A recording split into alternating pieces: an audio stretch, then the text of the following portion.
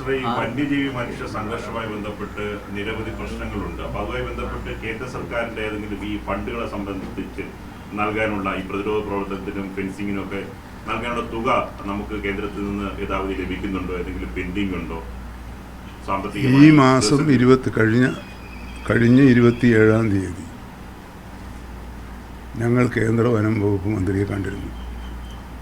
കണ്ടപ്പോൾ കേരളത്തിൻ്റെ പ്രധാനപ്പെട്ട പ്രശ്നം അവിടുത്തെ പ്രോജക്റ്റുകൾ പൂർത്തിയാക്കുന്നതോടൊപ്പം തന്നെ വന്യജീവി സംഘർഷം അവസാനിപ്പിക്കാനാവശ്യമായ നടപടികൾക്കായി പ്രത്യേക ധനസഹായം വേണമെന്നാവശ്യപ്പെട്ടു. പരിശോധിക്കാമെന്ന് പറഞ്ഞിട്ടുണ്ട്, തരുമായിരിക്കാം. പക്ഷേ ഇവിടെ 2021 തന്നെ ഇവിടുത്തെ ഗുരുതരമായ പ്രശ്നം കേരളത്തിൻ്റെ വനമേഖലയിലെ കർഷകർ നേരിടുന്ന പ്രശ്നം എന്നുള്ള നിലക്കാണ് വന്യജീവി മനുഷ്യ സംഘർഷത്തെ സർക്കാർ കണ്ടത്. ഒരു വലിയ പാക്കേജ് ഞങ്ങൾ തയ്യാറാക്കി. ദീർഘകാലാടിസ്ഥാനം ഒരു 11 കൊല്ലം കൊണ്ട് പൂർത്തിയാക്കാൻ കഴിയുന്ന ദീർഘകാലാടിസ്ഥാനത്തിൽ പ്രോജക്റ്റ് തയ്യാറാക്കി. ആ പ്രോജക്റ്റിന് പ്രത്യേകമായി സാമ്പത്തിക സഹായം വേണമെന്ന് ആവശ്യപ്പെട്ടുകൊണ്ട് 2021 തന്നെ ഞാൻ മന്ത്രിയായതിനു ശേഷം 2-3 മാസം കഴിഞ്ഞതിന് ശേഷം ഡൽഹിയിൽ ചെന്ന് ബഹുമാനപ്പെട്ട മന്ത്രിയെ കണ്ടിരുന്നു. ചെയ്യാം എന്ന് പറഞ്ഞതല്ലാതെ ഒന്നും പറഞ്ഞില്ല. പിന്നീട് തെരഞ്ഞെടുപ്പിന് തൊട്ട് മുമ്പ് ഞാനും ബഹുമാനപ്പെട്ട റവന്യൂ മന്ത്രിയും പോയി അവിടുത്തെ പട്ടിക ഉൾപ്പെടെയുള്ള പ്രശ്നങ്ങൾക്ക് വേണ്ടി പരിഹാരം നിർദ്ദേശിച്ചുകൊണ്ടുള്ള പരിഹാരം തേടിയുള്ള സന്ദർശനം നടത്തിയിരുന്നു. ചെയ്യാമെന്ന് പറഞ്ഞതല്ലാതെ ചെയ്തത്. ഇന്നലെയും പറഞ്ഞതെന്താണ്? പക്ഷെ ഒരു കാര്യം 27-ാം തീയതി കണ്ടപ്പോൾ പറഞ്ഞു, ആ 620 കോടി രൂപയുടെ പാക്കേജിന് ഒരു കാശ് പോലും തരാൻ കഴിയില്ല. നിങ്ങൾക്ക് പ്രോജക്റ്റ് പൂർത്തിയാക്കാനുള്ള പറഞ്ഞാലൊന്ന് വന്യജീവി സങ്കേതങ്ങൾ, പിന്നെ ദേശീയ പാർക്കുകൾ തുടങ്ങിയ നിലവിലുള്ള പദ്ധതികൾ പൂർത്തിയാക്കാൻ എന്തെങ്കിലും തരാൻ ബാക്കിയുണ്ടെങ്കിൽ അത് തരാം. കേന്ദ്ര സർക്കാർ ഈ പ്രോജക്റ്റുകൾ പ്രത്യേക പദ്ധതിയിൽ ഉള്ള പ്രോജക്റ്റുകൾക്കാണ് ഏതായാലും പ്രത്യേക പദ്ധതികളോടൊന്നും കേരളത്തിലെ പ്രത്യേക പദ്ധതികളോട് കേന്ദ്രത്തിന് അലർജിയാണെന്നാണ് എനിക്ക് തോന്നുന്നത്. അതായത് ഈ പ്രത്യേക പ്രോജക്റ്റുകൾക്ക് ഇപ്പോൾ പ്രോജക്റ്റുകളുടെ പൈസ തരുന്നുണ്ട്, യഥാർത്ഥത്തിൽ വന്യജീവി സംഘർഷം ഉണ്ടാകുന്ന പ്രദേശങ്ങളുണ്ടല്ലോ. അല്ല, സംഘർഷം ലഘൂകരണ പ്രവർത്തനങ്ങൾക്ക് വേണ്ടിയാണ് പ്രത്യേകമായി ആവശ്യപ്പെട്ടത്.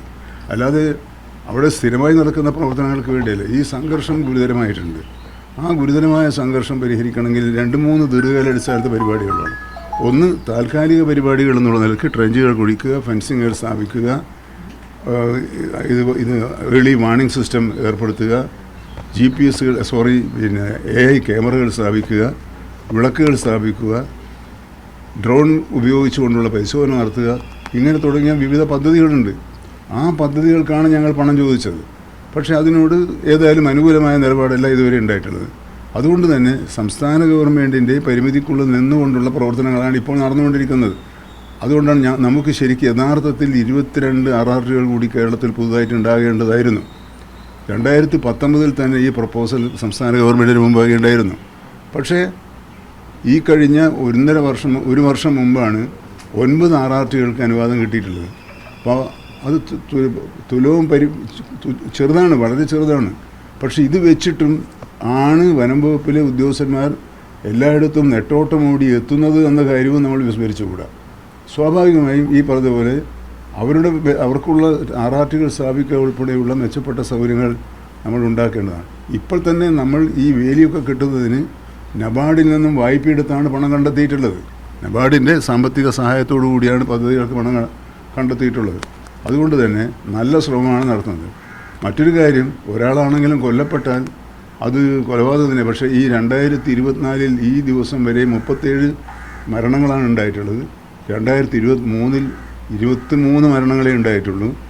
10 കൊല്ലത്തെ കണക്കാണ് ഇപ്പം പറയുന്നത്. ഇപ്പോഴും മാധ്യമങ്ങൾ 10 കൊല്ലത്തെ കണക്കെടുത്ത് കാണിച്ച് ജനങ്ങളെ ഭയപ്പെടുത്തുകയാണ്. ഈ 10 കൊല്ലത്ത് 901 മരണങ്ങളുണ്ടായതിൽ 567 മരണങ്ങളും പാമ്പ് കടിയേറ്റിട്ടുള്ളതാണ് എന്ന കാര്യം കൂടി നമ്മൾ മനസ്സിലാക്കും. വന്യജീവി കൂട്ടത്തിൽ പെടുത്തിയാണ് ഈ മരണം റിപ്പോർട്ട് ചെയ്യുന്നത്. അപ്പോൾ ജനങ്ങളെ ഭയപ്പെടുത്തുന്ന വാർത്തകൾക്ക് പകരം ചില മാധ്യമങ്ങളിൽ ഇന്നത് കൊടുത്തിട്ടുണ്ട്, ഇത്രയേ ഉണ്ടായിട്ടുള്ളൂ. അത് ആശ്വസിക്കാൻ വേണ്ടിയല്ല. അപ്പോൾ അത് ചൂണ്ടിക്കാണിക്കുന്നത് ഞങ്ങൾ ഇത് ലഘൂകരിക്കാനുള്ള ശ്രമങ്ങൾ ഫലപ്രദമായി നടപ്പിലാക്കി തുടങ്ങിയതിൻ്റെ പ്രതിഫലനങ്ങൾ കാണാനുണ്ട് എന്ന് മാത്രമേ ഞാൻ അവകാശപ്പെടുള്ളൂ.